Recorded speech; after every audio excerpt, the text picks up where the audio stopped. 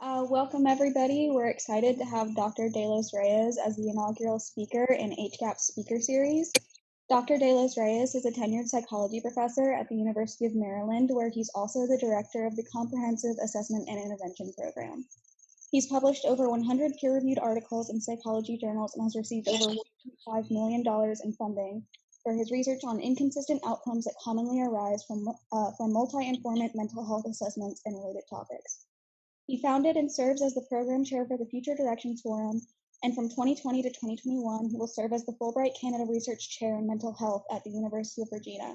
These are just a few of his many accomplishments. Thank you so much to Dr. De Los Reyes and everyone for coming, and we're excited to hear what you have to say. Thank you so much for that lovely introduction, Taylor, and thank you all for sharing some time with me to sort of talk about how to be a prolific writer. I'd like to thank HGAPS. I'd like to thank Dr. Eric Youngstrom and Viraj for helping to set all this up, and looking forward to hearing your reactions, questions, comments, all kinds of things. So, without further ado, let's start going.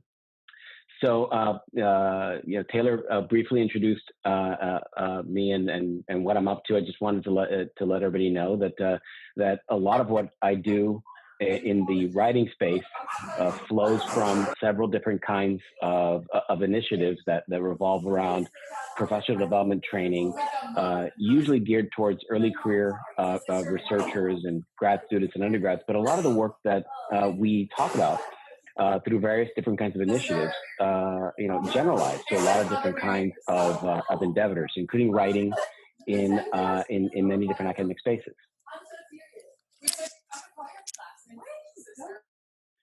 Eric, are you hearing some background? Oh, there you go. All right. Thanks.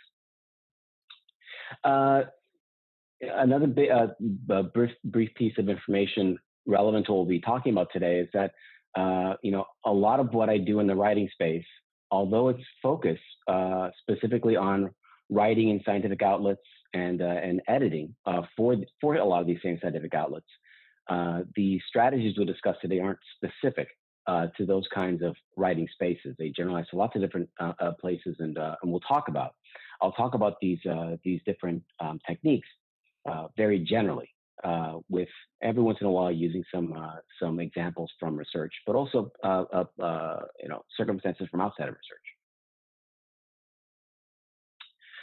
I tend to think that when it comes to giving advice about things like writing, it doesn't really help all that much to give you strategies that the speaker doesn't actually use themselves.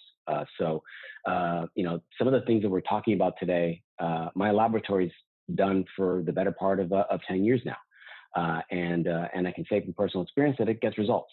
Some of the things that we'll do that we'll talk about today might seem on the surface to be pretty straightforward or self-evident, and a piece of the strategies are.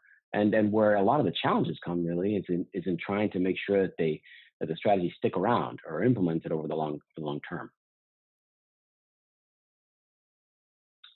We're going to talk about writing mainly as how it manifests in our daily lives, and trying to make it a focus of your daily life. And you can't really talk about writing in that way unless you think about your lived experience with the rest of your sort of social environment. I, like many of you, have a lot of things to do and a lot of people to look out for other than writing. Like many of you, I have family, but I also, have like a work family, people that I often spend way more time with than the rest of my family, not because I don't want to, but because they're just part of my social environment on a day-to-day basis. And what it usually translates to is I try to find places in my environment where I can write, because nobody's looking over my shoulder and setting a schedule for me to write. So a lot of what we'll be talking about are strategies that are designed to, create time for writing where none currently exists. Now, I'll give you an idea about what my responsibilities are, but I also want to give you an idea that finding time where none exists is very much easier said than done.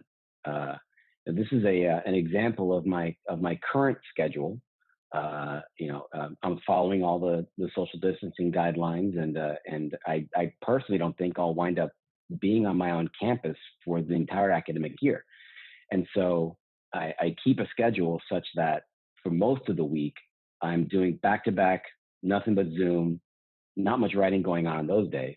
And even on those days that I leave open for writing, oftentimes lots of different aspects of my social environment and my work are competing for time. Much of what I'll be talking about over the next couple of hours is premised on the idea that this schedule, although it might look a little bit different on a day-to-day basis, the gestalt of it should seem familiar to you. Lots of things to do, and some writing to take care of, but it's unclear as to where that writing might happen. And so that's where we're going to spend a bunch of our time. I'm going to talk a bit about why we're actually here, build a rationale for talking about writing productivity. We'll talk a bit about some barriers or challenges or myths that often get in the way of maintaining an active or productive writing schedule. We'll talk about some strategies that are designed to overcome some of those myths and challenges and increase your productivity overall. We'll talk a bit about not just the strategies themselves, but also some additional techniques you can use to implement them and maintain these strategies over time. And a chunk of what I do focuses on trying to find time how to write stuff. But also, finding time isn't enough. You also want to write good stuff. So we're going to spend some time towards the end of the workshop talking about strategies for not only writing productively, but writing clear and writing in a compelling fashion. So why are we here? So if this was a physical auditorium, I would be asking you, show of hands, who here has taken a class on how to be a productive writer? I probably wouldn't see many hands. And that's a limitation of a lot of the standardized instruction that we might get in traditional learning environments. We in many learning environments, we spend a lot of time trying to dedicate resources to book smarts. But I tend to think of skills like writing productivity and writing clarity as kind of like street smarts. It's one thing to be smart and to build up your knowledge base, and it's quite another thing to find the time to do smart things. Now, thankfully, like a lot of the things we learned in our textbooks and a lot of the articles that we read over the years in any of our learning environments, whether they're undergrad or in grad school or what have you, there actually exists some tried and true strategies that allow us to systematically implement, writing in our daily lives such that we increase our productivity overall. And some of the things actually might seem counterintuitive to you because they'll look very different. They may look very different from what you do right now. Now, I alluded to this before, but the interesting thing enough is we're going to be talking a bit about writing productivity, and you might be thinking to yourself, writing like papers, writing like blog posts, writing like a script for a podcast or something. But you can use a lot of these same strategies to cross off anything on your to-do list. It doesn't have to be writing. It could be many other things.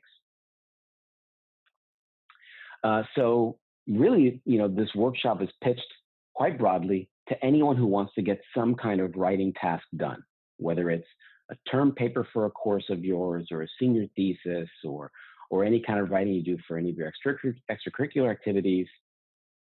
And if you want to learn more, part of one of my assumptions about workshops is that this isn't where behavior change happens. You're probably not going to walk away from here in a couple of hours and radically change the way that you approach writing. But what I do hope to do is pique your curiosity about learning these strategies and implementing them for the long term. And so a lot of the books that I have here that I've written down in particular, Paul Sylvia's How to Write a Lot, are wonderful resources to try to implement writing into your daily life, my hope here is to raise awareness and hopefully inspire you to keep on doing what we're advocating for here. Now, I mentioned that I already had a series of assumptions about this workshop today. Some other assumptions. I'm assuming that if you signed up for this, you're not quite pleased with how productive a writer you are. And if you're not pleased, chances are some of the strategies we'll be discussing today will be very new to you. It'll look very different from how you currently approach writing. I'll also hold or posit to you that if you start using these strategies, they'll be difficult to start and also difficult to sustain. But I also tend to think that the hard parts of keeping this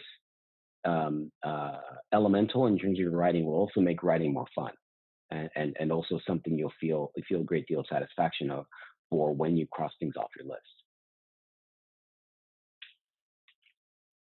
So whenever I talk about writing productivity, I talk a lot about some of the things that might be holding you back from being a productive writer. One thing that I don't think holds me back is that I really enjoy writing. I didn't always enjoy writing, but I think a lot of the reason for why I enjoy it now is because I use a lot of these strategies. I get a lot of practice writing. I try to find places in my daily life where I can get a little bit done at a time, and I'm always trying to monitor to see when I've taken it too far. I've tried to write too long, and I'm seeing diminished returns, and I hold back where I can. Almost like going out for a run. You don't want to go out for too long. You want to get a good run in, but you don't want to sprain an ankle. You don't want to pull a muscle. I kind of approach writing in a similar kind of way. And if you don't really see yourself ever being in a space like myself, take comfort in knowing that people who take on these strategies, who use the strategies that we'll be talking about today, probably didn't start off enjoying writing all that much, but they enjoy it over time. For one thing, avoidance. So for a lot of us, we don't like writing in part because we just get physically repulsed over the prospect of just sitting down in front of a computer and typing things down on the screen. That you're guaranteed to not enjoy it over time that way. And I kind of think of writing like I think of cooking. So if you think about your favorite dish, you think about the thing you enjoy making the most. Think about something you've made 20, 30, 40, 50 times. Chances are the first time you made it, you might have thought to yourself, it's good, but it's not perfect. It could use more paprika. It could use more, cilantro, whatever it might be, right? And then, through sheer trial and errors, you make that same dish over and over and over again. You don't need to have anybody looking at your shoulder, like some top chef looking over your shoulder and saying to do things differently. Through sheer trial and error, you'll get better at it. And then over time, then making that one dish becomes really, really fun because then you wind up saying like, oh, I'm going to play with this ingredient, I'm going to play with that ingredient. I think writing's the same way. I think in many contexts we do get feedback on our writing, but even when you don't get it, the more times you show up and write, the better you get at it through sheer trial and error. This is the big thing that holds a lot of us back with being productive writers, and that is that we think that it makes sense to find one big spot in our schedules and just dump all the writing in there, right? All of us have done it. Like there's a term paper or some kind of assignment, some kind of deadline writing that we have to do, and we save it for a weekend, we save it for a holiday break, we save it for like a binge watch thing, or when I used to use the cramming strategy before, it would be like I'd sit in front of the TV and have the Matrix trilogy playing in the background. TBS or one of the other the channels will play them back to back to back to back, and that doesn't work very well because you don't get much writing done during the first Matrix, but the second and third of the matrices you get a lot more writing done. take from that what you will. But you know, if you have taken any courses in psychology, and in particular any courses on learning and memory, this kind of like writing in blocks looks a lot like what we would call mass practice. It's the idea that you do a lot of stuff in one place, as opposed to distributed practice where you break up the stuff you want to do in chunks. You see it kind of like when you study for an exam, right? People always say you're studying for an exam, like a midterm or a final. Study for a few minutes, like 45 minutes, take a 15-minute break, come back to it. You know, you might do that over and over again, as opposed to just going all the way straight through. Now, we know from decades of research with humans and non-human mammals that when you get a bunch of work done in one place versus distributed work in separate chunks, you do a lot better in terms of performance, remembering stuff, doing stuff, when you distribute things as opposed to just putting them all in one place. And I don't think writing's a lot different. And that's borne out by some of the evidence. And I would venture to guess also that the quality of your writing also sees relative increases in improvement, distributed versus massed. Here's some data that to support the idea that these distributed bits of writing get the job done to a much better extent than other kinds of strategies. So Robert Boyce was a professor over at Stony Brook University back in the 80s and 90s. And he was the author of a couple of the books that I mentioned in one of the opening slides. He did a randomized controlled trial. It's a controlled experiment. It's the same kind of strategy we use to test drugs, like when you want to get a drug approved by the FDA. You might do a series of controlled experiments where you randomly assign people to taking different kinds of drugs. You're going to compare the efficacy of them to each other. In this case, what Boyce did was he randomly assigned people to one of three different kinds of writing strategies. He did an abstinent condition where people were instructed to only write under like emergency, like deadlines, like that kind of stuff, like basically like cramming, right before something is due, right? So that's one strategy. The other strategy, the spontaneous strategy, was a condition where you were instructed to write when the mood suited you. You know, you'd play a little bit of Al Green in the background, very nice, very calm, very relaxed. I'm so ready to write, and then you start writing. And then there was a third condition, the most boring of the three conditions, called the contingency management condition. All right, so that condition was pick a time on a regular basis. Could be every day. It could be 3 or 4 days out of the week. Pick a time that you call your writing time. And if you don't write for that writing time, it could be like 10 to 10:30 in the morning, 1 to 1:20 in the afternoon. If you don't write during your time, you have to donate $1 to a charity you don't like. That was contingency management group. Here's what's awesome about this study. What Boyce finds is that the contingency management group wrote more pages, and this was the interesting thing, they had less days in between ideas. They were more inspired than the group that was told to write only when you're inspired. Okay? And so just getting that daily writing, that continuous writing, that contingent writing done on a regular basis does a world of good for not just how much you get done, but also the ideas you get while you're writing. So what are the active ingredients of that contingency management group? They did better, but what makes us think, why do we think that leads to better writing or more productive writing? The important thing to think about when it comes to developing these writing strategies is to get a sense of what other successful writers do. And one common denominator you often see when you get a sense of what other successful writers do, think about authors, people who write a lot, people who write the books you read, people who write screenplays. One thing you'll notice, one common thread you'll notice is that they all will say, like, I wrote, X number of words a day. I wrote, each morning between 9 and noon. Like you'll always see some kind of pattern to their writing. And we're going to talk about a specific kind of pattern that might be of use to you. I tend to think that most acronyms are quite sappy. We all have to use them.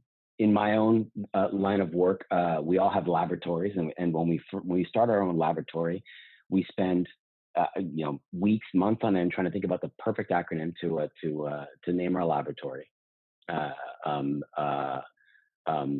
The least sappy acronym that I've heard recently is a colleague of mine, Kate Humphreys over at Vanderbilt University.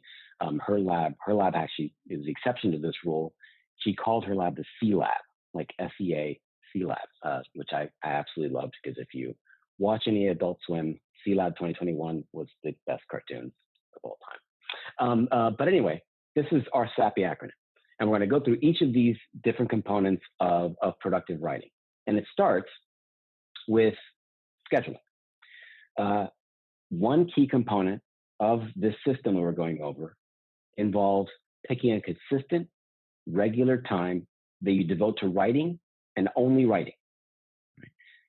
Finding this time takes time. And so, we'll go through a couple of strategies to help with that. But suffice to say that as you get started with a system like this, you might spend the first few weeks just finding times in your weekly schedule that you can dedicate to writing. And you might say to yourself, well, what kind of time are we thinking about? And my answer is not that much. It's kind of the way the thing that I'd said before about study for an exam. Go for a few minutes, take a break. This is even better. Go for a few minutes, and that's it for the day. All right. Back in the old days, when I used to go to work every day, and maybe sometime in the mid to late 2020s, I may go back after this pandemic thing. My writing time was to and from work. I only went to work 3 days a week. I did my other piece of my work back home. So I'd go into campus every other day. Going to campus for me was taking the train into work. 20 minutes to work, 20 minutes from work. Right? That's 40 minutes. That doesn't sound like a lot, but add it up. In 1 week, that's 2 hours. That's 2 hours of writing that I might not have had at any other time of the week. So it doesn't take much. It doesn't take much because you're talking less about cramming all of your work, 10 hours of writing, for instance, over a weekend, as opposed to spreading it out over a series of weeks. And then, you come in with a mindset of, this is my writing time. This is like writing class. I hopefully didn't skip too much class while I was a Tar Heel, right? And that means I'm probably not going to skip this writing class now. So the trick is, you don't need to pick too much time. It's just a few minutes out of the day, or a few days a week, and just be consistent. So that's the scheduling piece. One thing is to have time, and the other thing is to come in with an agenda, right? Having aims. Aims are a two-pronged thing. It's really important to distinguish two different kinds of aims. One is the project aims, the big picture. Right? Back on campus in my office, I have a whiteboard, and I write down what I want to take care of in the next 6 months. Right? I always have those big ones, right? The big ones, and when it's submitted, when it's all done, I get to cross it out, and it feels fantastic. I write my students' papers on their project aims in there too, and then when they submit, they always come up and say, Andy, can I cross it off? It's like a nice little goal that they get accomplished. Project aims are great for big picture, and they're just epic fail if you use them during your writing time, because any of us have sat down for our writing time and said to ourselves, got to write this paper. How much are you going to get done? It's not a good aim. It's a lousy aim. It's too big. You surely can't take care of that aim in 20 or 30 minutes. So you got to distinguish those project aims from writing aims. Those are the writing time aims. The writing time aims are concrete things that you can do in that set period of time. So draft table 1, write 200 words, outline your introduction, something very concrete that you can take care of in a set period of time. And what this usually amounts to is taking that project aim, whether it's a term paper or a blog post, and then breaking it down into chunks, chunking it out so you can, like studying for an exam, chunk out your tasks so that you can cross them off your list with each of the writing times. This doesn't have to be that fancy. There are some apps that help you do tasks kind of things. For years, what I've used is like a Word document. I just have like a Word document of things that I know I got to get done, and then I just break it up, and then just cross them off over time.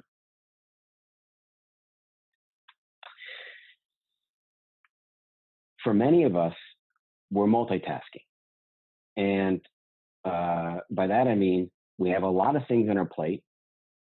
Maybe one thing can take priority over another thing at any one time, but they all got to get done.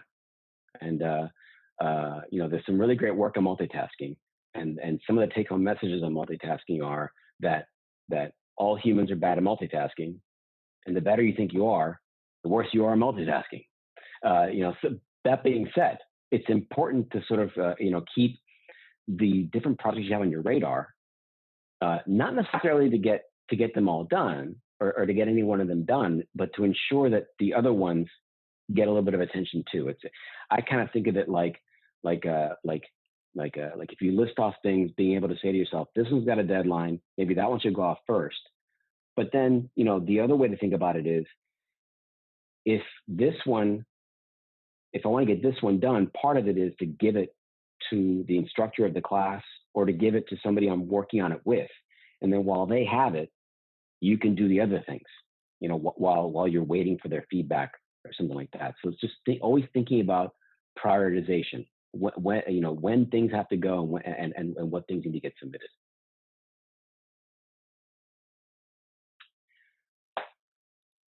Especially at the beginning of using the system, a key component involves progress and monitoring. The reason why that is that several components of this system are very adaptable. You can tailor them to your own context. If you're the kind of person that can write really well for 40 minutes and then you're done, fantastic. 20 minutes, also fine. 15, 10, maybe writing time is this day at this time, during the fall, but maybe it transitions over to this thing over the spring. The system is very adaptable, but the degree to which it adapts to your own personal writing context hinges on your being able to track it over time. And this tracking doesn't happen forever. Usually, nowadays, after about a decade of using it, but going back a few years, I really stopped having to write down my aims, because it became like blinking and breathing. This is my writing time. I sit down, and then instinctually, it's pretty easy for me to come up with the thing I need to cross off my list. Right? But at the beginning, it's really important to monitor things and write things out.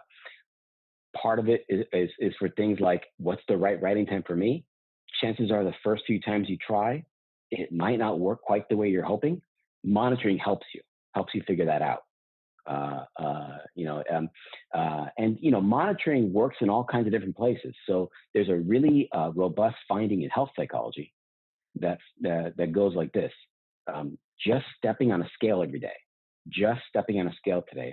every day has a small but significant impact on whether or not you're able to lose weight or keep yourself from becoming overweight. Just that simple feedback every day. Like if I step on the scale, after Saturday night, Sunday morning, I step on the scale. I'm like, you know what? You're right, scale. I had one too many margaritas. I'm gonna lay off of those for just this once. But over time, that daily patterning allows you to make decisions based just on feedback, and progress in this context, works in the same way. I'm going to show you an extreme example that will look very familiar to one person in this audience. This is an extreme example. You do not have to use it, But I have a colleague of mine, a dear friend of mine, who I've known for quite some time, that at the beginning of using this system, because we both learned it around the same time, he created a database for himself, and listed out, the days where he wrote, how long he wrote, how many words, what the project was that he wrote on. You can use a system like this, to get a handle on it. It doesn't have to be this much. It doesn't have to get to the point of, for instance, coding whether or not you got the writing time right or not, like he did it. Hooray, I did it. There's even a code in there in the bottom that says day off. Like you can't hold it against me because it was a holiday, whatever. You can take it this far, but the trick is, that at the beginning you need to figure out strategies for understanding whether or not you're on the right track with your writing time, or whether or not you need to make adjustments. And I'm bringing this up not to say that this is a hard set of strategies to use. Far from it. It really more has to do with, just because you don't get the writing time right at the beginning doesn't mean this isn't going to work for you. It just takes some time for you to tailor it to your own context, and it does change. It does change over time.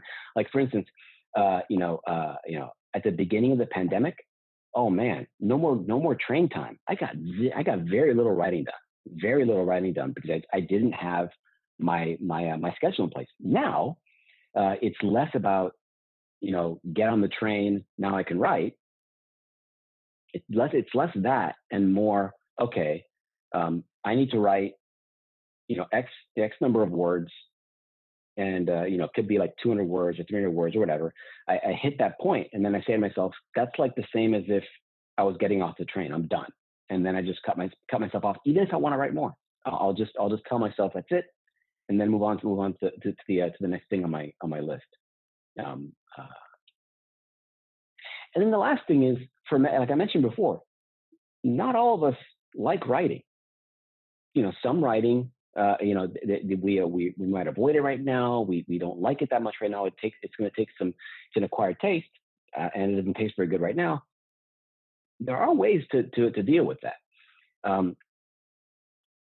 If you don't find writing to be a pleasant experience, you can actually use skills that we refer to as techniques we call behavior modification, that involves pairing a thing you want to do with something you like right now.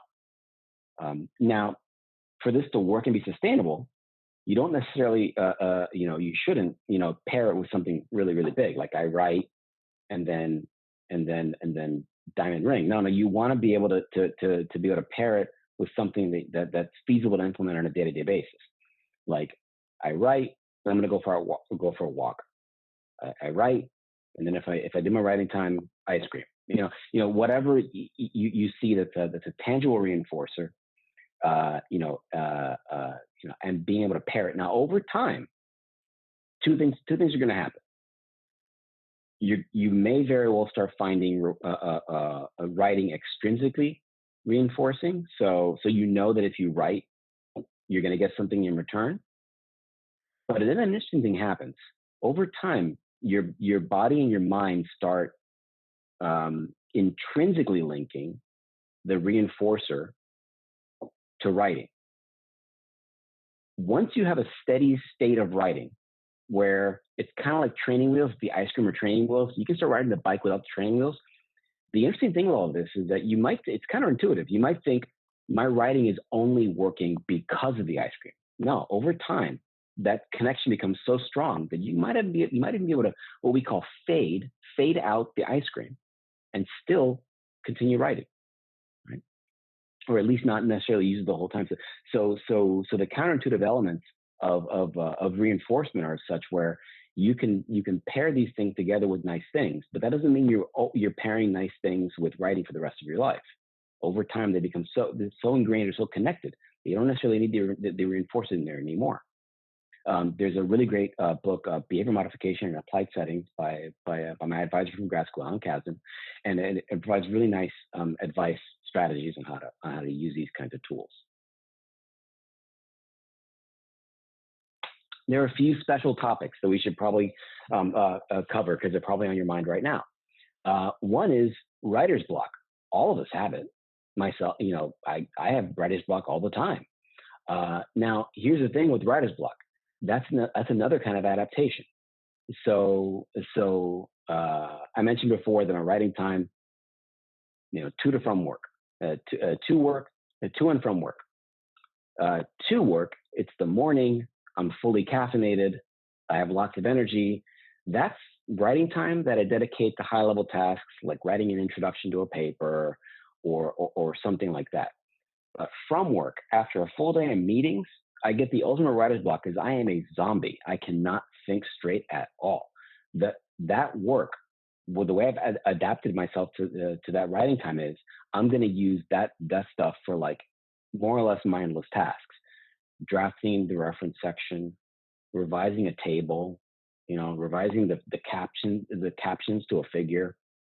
The trick is that if you catch yourself in a writer's block, whether you can expect it in advance or it came at you by surprise, always think to yourself, I came up with these writing aims. It's not working for me right now. What's something else I can do? In the chunks of stuff that I have left to do on this paper, what else can I do instead of the thing that I know I can't do right now? And then just take comfort in knowing that all you got to do is really put stuff on the screen first, and then the editing process starts. If you have other kinds of roadblocks besides writer's block, Boyce's Professors as Writers is a really good book, not just for professors, but for writers generally. It helps with dealing with some additional sort of roadblocks that are getting in the way of writing productively. Nice resource. Here's another one. I mentioned before that I, like many of you, have responsibilities other than writing, and then a lot of times what that usually translates to is it's pretty hard to find a specific time that I can use every day, right? And this is a thing that happens a lot when my son Aiden was younger. He was still in his stroller stage, right? And in stroller stage, Aiden would require being pushed around in a stroller. Of course, we'd go take long walks over to the zoo and stuff like that. But on the way back from the zoo or way back from whatever we're going, on occasion on a regular basis, for a chunk of his time, he took a nap. He was out for like 90 minutes. Now, within those 90 minutes, every once in a while he would wake up or fall back asleep again, that kind of thing. But I could always count on there being a good 20 minutes of time where he was out, and it was unlikely that he would need me for anything, right? And so that became a writing time for that period of time. Now he's no longer in stroller stage; he's years away from stroller stage. So that isn't a writing time now. But suffice to say that sometimes writing time looks more like a range of time rather than a specific time. As long as you can count on that range of time to get the writing that you wanted to get taken care of done, then you're good to go. And that's a sufficiently fine strategy. For some of us, we're working in an office. If some of us have an extracurricular activity that involves working for a nonprofit or a laboratory on campus or something like that, invariably we come into contact with people who have a lot of the same goals we do. Maybe they don't have the same writing tasks, but they have their writing tasks of their own. Sometimes you can get your writing time. Sometimes you can create writing time where none exists by making a deal with somebody else. Like I'll cover for you on this task for 20 minutes. And then after that, you can cover for me and I can do my thing for about 20 minutes. Right. So sometimes we can work back and forth if we're involved in a context or an environment where people have goals they want to take care of, but we can shift responsibilities for a set period of time. And we spend a lot of time, talking about writing strategies in the context of real life, because real life includes things that require your attention other than writing. And so a lot of what these strategies hinge on is you being able to create tiny regular chunks of writing time where none currently exists, and then being able to get those strategies implemented over the long term. So, those were the active ingredients of the strategies in general. We're going to talk a little bit about some of the ways in which we can implement them and sustain them for the long term now. And one of the big places is in thinking about who else in your environment also has writing goals. And this could be family, this could be people at work, this could be people on campus. Everyone, has goals, and to the degree that you have colleagues or friends or loved ones who also have goals that involve writing, there's nothing keeping you from building communities of writers that where it's less about let's get together and write together and more about let's meet on a regular basis and talk about our aims and whether or not we accomplished our aims. And the reason why that's useful is that if you, for instance, form a group with a few of your colleagues or friends, and you say, well, in 2 weeks, this is what I want to get done in the next 2 weeks. I want to write this much about this thing. I want to finish drafting this other thing. And when you meet, you can, it's less about writing and more about figuring out, well, did you get it done? And if you didn't, what got in the way? What are the kinds of things that made it hard for you to cross this off your list? And so it winds up being a really good place for troubleshooting, for sharing progress, for getting reinforcement. Because this is another way to sort of bring together like-minded colleagues and friends and share successes and others and challenges. And it's also another way of monitoring your writing progress and getting feedback on what you might do similarly, what you might do differently. So, in a few minutes we'll take an intermission. But whenever I talk about writing, I always talk about some of the things that get lost when we talk about actual strategies. And one is that writing is really, really, really hard. For any one thing that we write, we often don't know if it's going to work out the way we thought it would. Or is this term paper going to get me an A? Is this a senior thesis that I'm working on going to lead to me getting honors? What I would argue is that with any one of these writing goals, any one of them, even if there's risk and uncertainty and a long time to accomplish the goal, it's worth it. And the reason why is that a lot of our writing, wind up being gifts that keep on giving, right? PDF, one of the acronyms for PDF is permanent document format. For a lot of the things that we write, once it's done, no one can take that away from you. It's yours. It's yours and it's done. Right? Sometimes they wind up being the kinds of things that have unexpected, positive impacts down the line. So, you never know if the paper you're writing now becomes the writing sample you use in your grad school applications. You never know if the thing you're writing right now, if it's a public document like a blog post, or you're writing a script for a podcast. You never know if what you're doing there, influences somebody you meet in the next few years. There's an element of writing to itself that exists because we do so much of our writing for people other than ourselves. There's an element of writing that has a permanence to it that in many respects one-ups a lot of other ways of expressing ourselves. And, at the end of the day, we don't write just for ourselves. We also write for the people we're responsible to, like our family, or our colleagues at work, the students in the laboratory, or the class that you're working with, your larger environments. And so, whenever I talk with people about writing and staying active, I only ask for a couple of things in return for sharing this time with you. Is when times get tough, just start telling yourself, these are the people who I'm responsible to or responsible for, and they're not getting in the way of writing. They're fuel for writing. And the other thing I ask is that if you find value in these strategies and you start trying to use them, I want you to try to make it so you do a little more next year than you did this year. If you're anything like me, that won't take much. 2020. Go away, please. It's October now, right? So if you're going to start using these, you have a 3-month head start to start getting the strategies to work for you. And then in 2021, I want you to do one more thing completed this year than last year. The reason why I'm asking this is that I'm hoping that in 2022, you do a little more than in 2021.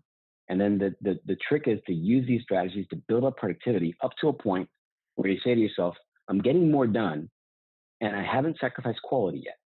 Like I haven't gone to a point where I'm so productive that stuff that I'm not really liking the stuff that I'm doing all that much, right? Once you get to that point, then that's your steady state. That's the place where you say to yourself, this is what my productivity means to me. This is the amount that I can do and still be proud of what I'm writing.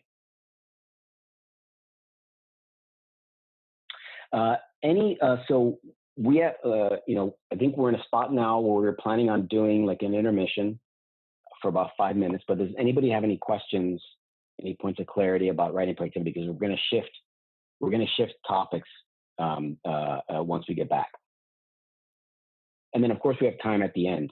We saved about 20 minutes time at the end for Q&A, for an extended Q&A. So does anybody have any questions, any clarifying questions I can help with? I have a quick question. Sure.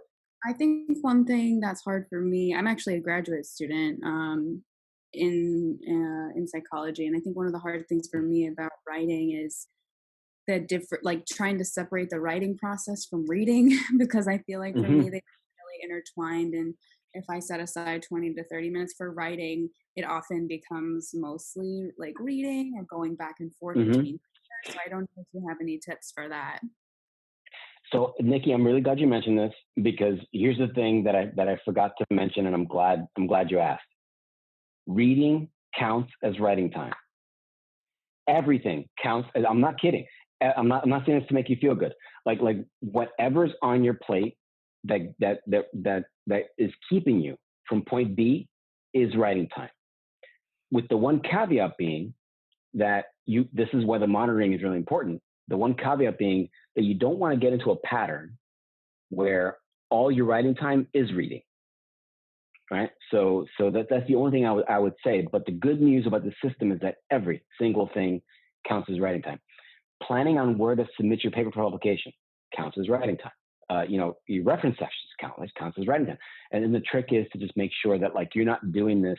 You don't go in like 3 weeks later and you realize, man, every one of my writing times was reading papers and drafting references.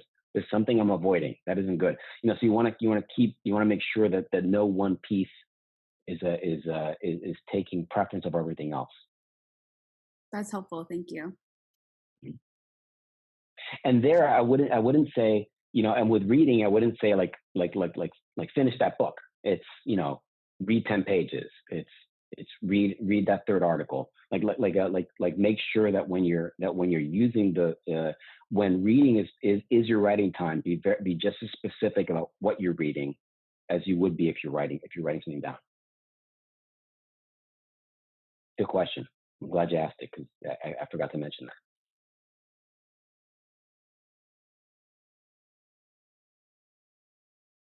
Anything else? Because then we can take a 5-minute break.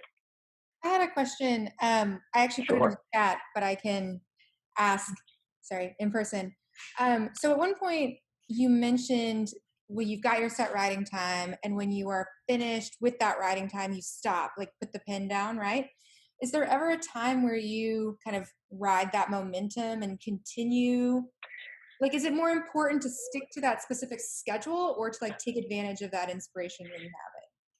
It depends. It's a really good question. So writing the flow is sometimes really good. Like if you're like, and I hit those times as well. Like you don't want to stop. I have a caveat with that, similar to Nikki's question about reading. You don't want to get to a space where you find yourself that writing is all flow.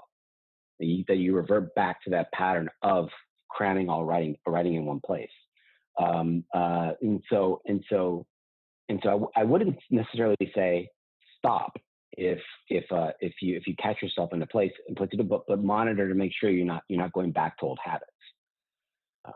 That makes sense. That's also my biggest problem, is writing in those big vaults. So okay, yeah, thanks.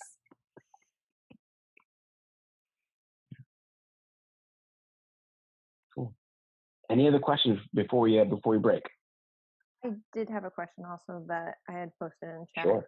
Do you ever find that you need to prepare yourself for your writing task? Like, where I know we had kind of touched on this about the reading, but where you may not have remembered what you were working on previously, and so you have to take a few minutes to, go back, scan where you left off, especially if you're like switching between projects.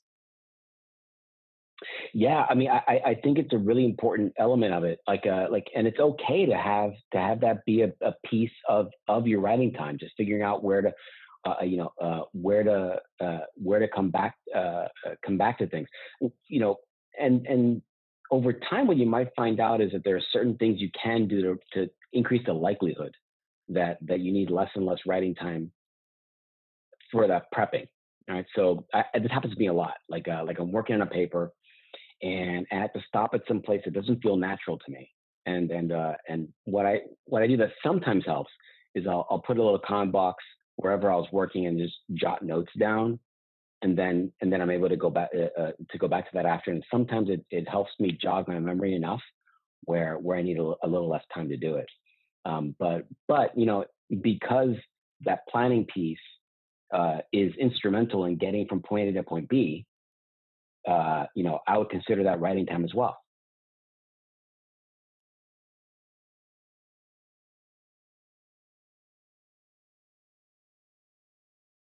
Does that help?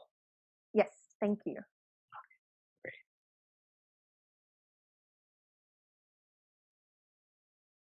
Any other questions? And we'll have time at the end as well. But okay. Yeah. So great. So let's take about a 5-minute break now. So I guess I'm seeing it's about 5 minutes till.